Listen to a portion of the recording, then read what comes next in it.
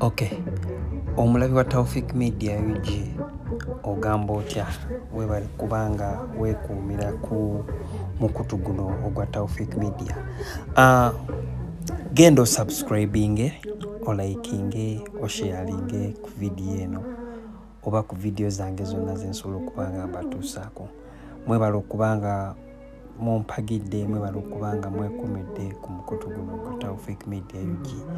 So mbeebaza nnyo era mbeebaliza ddala. Olunaku olwaleero nga bwe mulabaawo ebadde show ya emanyiddwa nga Diamond Platinum yazze mu ggwanga Uganda era nga has been abadde performinga olunaku olwaleero awo ku Kololo Airstrip. So wabadde nga olunaku performinga this show. It has been a fundraising show. It has been a charity show.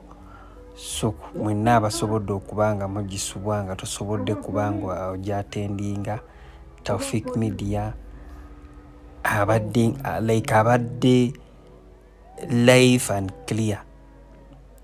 Performance y'omusajja ono amanyiddwa nga Diamond Platinum, omuyimbi ono. He is an artist from Tanzania.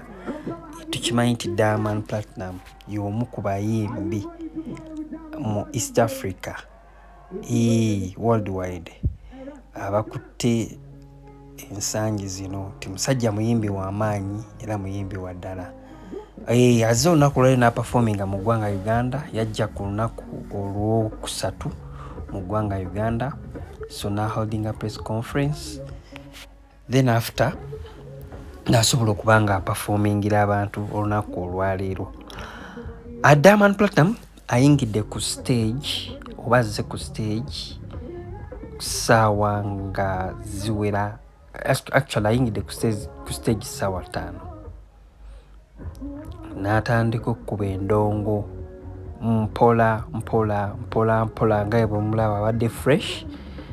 Before nga sinnagenda wala nnyo kansooke njogere ku dress code ya Diamond Platinum. Designer we weewaawo bino naffe wano tubiyina naye actually nga bwe tukimanyi nti omuyimbi yenna when it comes to fashion, an artist atambula n'ekintu kye tuyita fashion. Abadde smart as well, mu red, mu white shoe, masamasa okufa obufi. Diamond Platinum when it comes to fashion, yes, tukimanyi nti muyimbi East Africa. Ebyokwambala musajja watu naye nga y'omu tebimugwanga kkono. Ye muyimbi era ayambala n'anyuma n'olabira ddala nga anyumye aggumidde. Kansooke mbalekekaawo katono. Abadde ayambadde sleeveless ya red munda, empale ya red munda, n'ateekako jacket. Naye jacket tugitegedde ebaddeko ebimansuka nga bwazina bw'ati bimansuka. So tubaddemuko somewhere disappointed because we thought Diamond agenda akuba live music, but kyamukisa mubi akubye semi live music. Oba munfuna nti akubye semi live. So kyekibeeredde so disappointed ko naye abayimbi abasoseewo babaddewo abayimbi ab'enjawulo. We had comedians, that is Maulan and Rain. We had Madrat and Chico. Then after netubeera n'omusajja ono Omutanzania Munakenya mwerabiddemuko naye azze n'ayimba n'azanya comedy. So from there nitufuna abayimbi baffe abawano ababadde ku poster ababadde ba mainstream ababadde ba main artist and those who have been main artist kubaddeko omuyimbi amanyiddwa nga Spice Diana ze n'ayimba. Tubaddeko n'omukyala amanyiddwa nga Winnie Nwagi naye azze n'aperforminga. We had Carol Kasita, Mama Sita, and their performance was really nice. So mwabasobodde okuba nga mugisubwa musobola okujja ku Tawfik Media ne musharinga ne musubscribinga musobola okuba nga mulaba ebimusubiddwa abatasobodde kuba nga bajjayo ne mulabira cause buli kimu ekibaddeyo Tawfik Media esazeewo kubanga ekikutuusaako mu bulungi bwakyo nga bwe wandibaddeyo. So gwasubiddwa muganda wange olw'akasente olw'embeera Tawfik Media egenda beesuulayo kiriipu emu ku emu. Mugenda bamulaba performance ya Spice Diana, mugenda bamulaba performance ya Winnie Nwagi, mugenda bamulaba performance ya Carol Kasita, Mama Sita, mugenda bamulaba performance ya Diamond. So let's talk to Diamond's performance.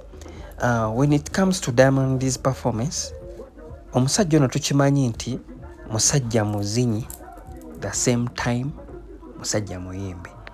Ebintu bino bitambula byombi. Not every artist nti abikola. Oba mumufuna bulungi, si buli muyimbi nti akola ebintu bino.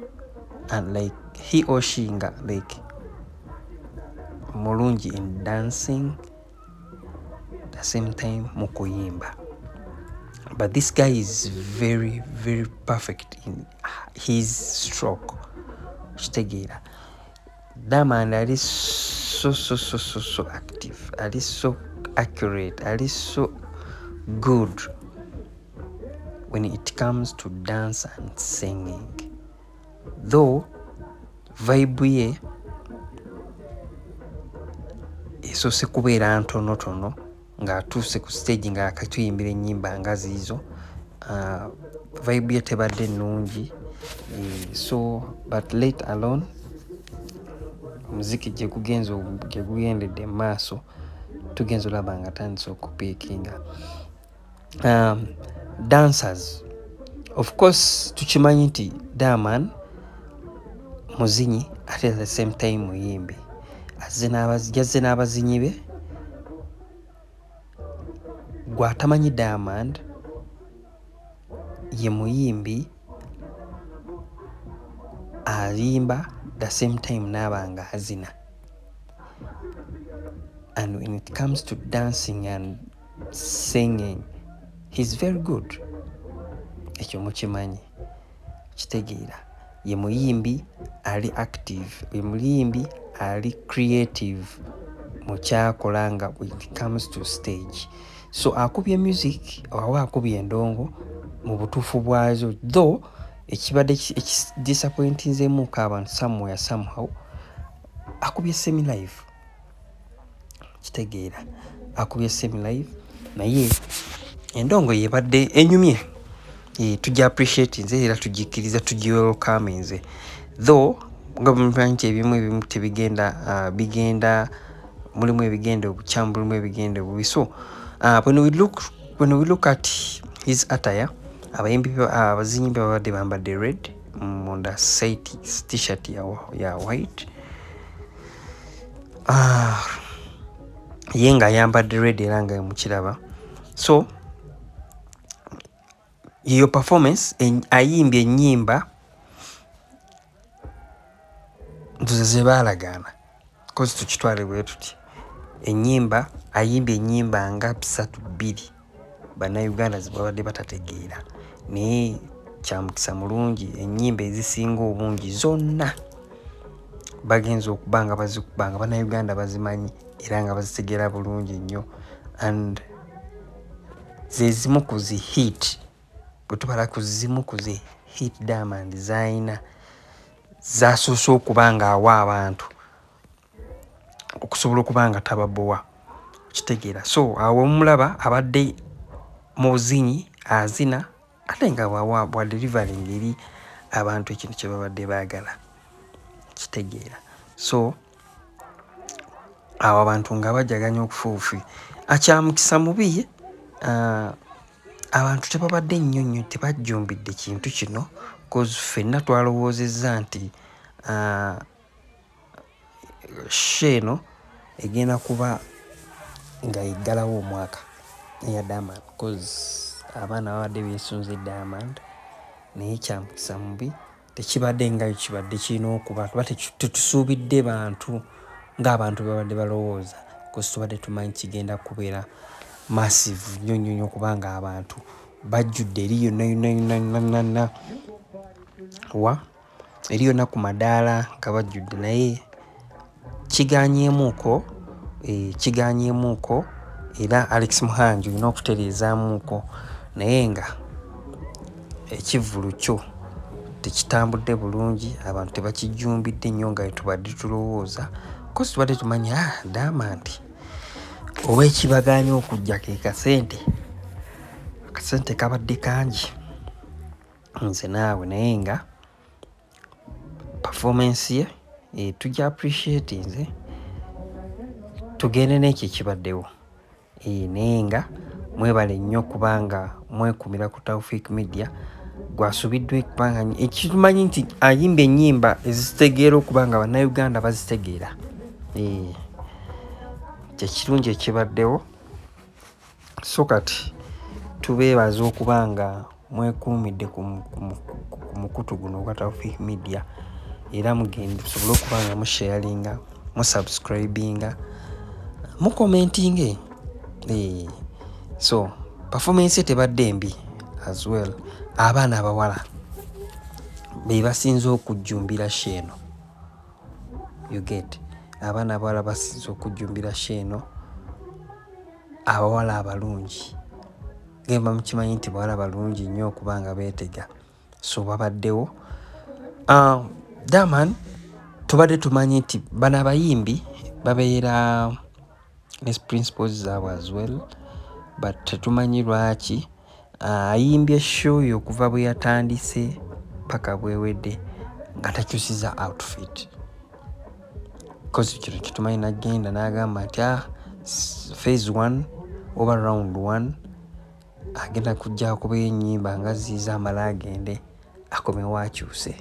So this time around tekibaddewo tetumanyi lwaki so ayimbidde mu outfit emu okuva bwe yazze paka bw'amaliriza era kyakozeewo ekiringa eky'amaanyi kujjako jaketi eyo agiggyeeko nga bwe mumulaba awo baasigala mu vesti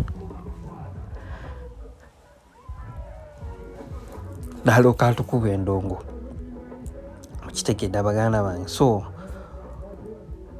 tusooka okuba nga twebazaawo bonna abasobodde okuba nga bajja baatendinga music wa Uganda okuba nga basobodde okujja ne banyumirwa endongo y'omukulu ono Diamond. Diamond ayimbye ennyimba bw'avudde awo n'ayogera ku kikwatagana ku music industry yaffe eya wano neyeewaabwe Tanzania. So tusobodde okuba nga so kati tusobola okuba nga tubabuulira nti Diamond so asobodde okuba nga atukyamula paka bw'amaliriza abayimbi ngera mbagambye nti kubaddeko omuyimbi omulala amanyiddwa nga Alien Skin naye azze n'akyamulamu abantu n'akyamulamu baakyamudde abagaanye ne bagaana so kati bwe bityo bwe bibadde ku lunaku olwaleero. Sheeno ebadde fundraising show. It has been a charity show. So oba osanga oba oli awo abantu bwe banyumidde benga bambi mwebale nnyo mwebalire ddala kujja abasobodde okuba nga mutusalako. Nyongera obbakubiriza era nyongera obbagamba nti mwebale ku subscribinga, mwebale ku likinga, mwebale commentinga, era nga mbasaba okuba nga mwekuumira ku mukutu guno ogwa Taufik Media UG. Tugenda batusaako performances z'abantu abalala, okubadde eya Alien Skin, okubadde eya Winnie Nwagi, okubadde eya Spice Dana. So musigaleeko tusobole okuba nga mulaba kiki gwe atasobodde kubanga obeerayo, olina okuba nga at least weekuumidde ku Taufik Media osobola okuba nga omanya kiki ekibaddeyo. Musajja Endongo agikubye, muneekwasa kirala. Endongo yagikubye bulungi nnyo.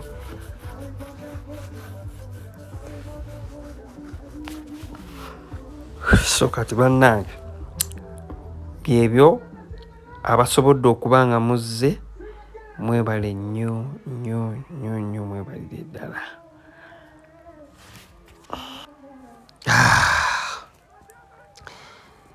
Musajja mukubi wa ndongo ono, musajja Diamond mukubi wa ndongo. So zigenza okuwera ssaawa nga 6:7. Endongo yenga ewedde. So era atusuubizza era n'atugamba nga bw'ayagala nnyo nnyo nnyo nnyo Uganda. Wano waka wano waka it's a home, because this is not his first time okuba nga ajja wano e Uganda. Guno mulundi gulinga gwakubiri if I'm not mistaken. Azza ajja ayimba wano era nga Alex Muhangi omu ku basajja ababa nga bamuleeta wano. Guno si gwe mulundi gwe ogubanga gusoose, guno mulundi gwakubiri. So n'olwekyo genza okwera 7:7 ng'amaze tukuba endongo. Era ayogedde ku bayimbi, ayogedde ku Dr. Jose Chameleone nga bw'ali icon wa East Africa.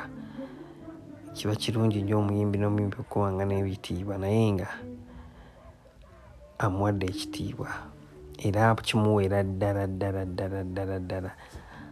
Baana baabo bakwata ze iPhone, wano atalina ssimu ya bbeeyi towanika. Talina ssimu ya bbeeyi totawaana kuwanika ssimu yo. So kati naye nga mbwebaza avudde ku stage n'amaana agenda n'abasiibula. So kati mugende musharingi ebisigadde byennaddala abantu batuusaako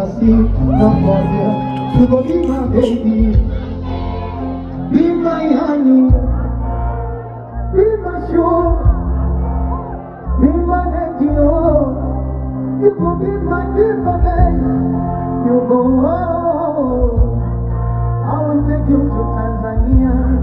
I will take you to Dar es Salaam. Oh, when you,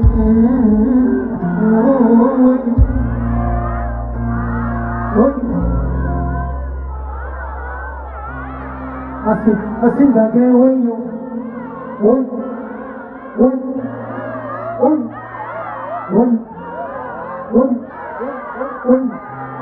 Uganda, I say when you,